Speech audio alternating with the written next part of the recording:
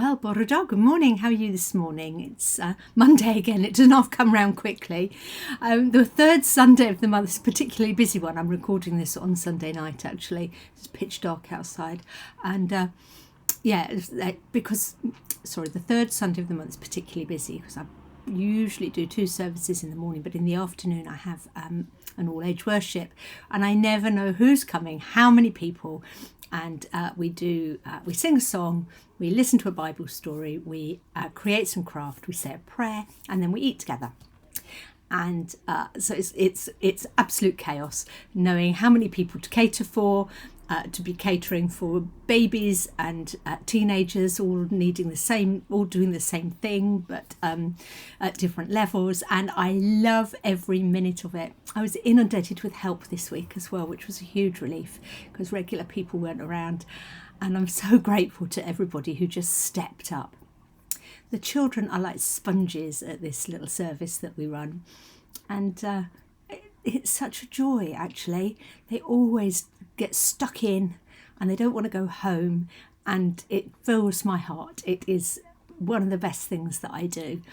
And I just wanted to share that joy with you because I think so often we can come into church Sunday by Sunday and there'll be very few young people around, and if they are, then they probably aren't regulars.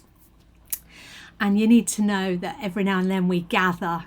Well, once a month at the moment, we gather and children come and they are in the church singing songs and making things whilst they hear stories about Jesus. What's not to love? And I'm really grateful to those parents that make the time to bring their children and are happy to let them just muddle along with the chaos of that little service. So the service that we've done this weekend was all based around St Dwynwen, who's the Welsh saint for love. And then we talked about how love is the biggest commandment that God gives us, that we must love the Lord our God with all our heart, and with all our mind, and with all our soul. And then we should love our neighbour as ourselves. And we did some love craft, and we made a little gift to take home for someone that we love. There. And so as a result of all of that, I was reminded that we have hope. We wonder whether we're in decline, and we wonder who's going to do the jobs when we're too old to do them. And actually, there are people around, and there are people who are coming to church in different styles and fashions, and perhaps different times of the week or a different part of the day. There is hope. There is the next generation engaging and wanting to grow their faith and be part of a Christian community. And that hope really does keep us alive, doesn't it?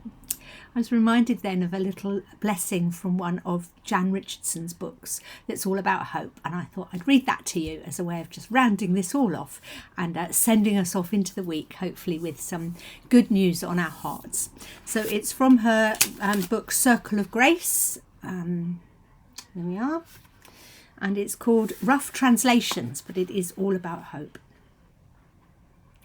She says this: hope nonetheless, hope despite, hope regardless, hope still, hope where we had ceased to hope, hope amid what threatens hope, hope with those who feed our hope, hope beyond what we had hoped, hope that draws us past our limits, hope that defies expectations, hope that questions what we have known, hope that makes a way where there is none, hope that takes us past our fear, hope that calls us into life, hope that holds us beyond death, hope that blesses those to come.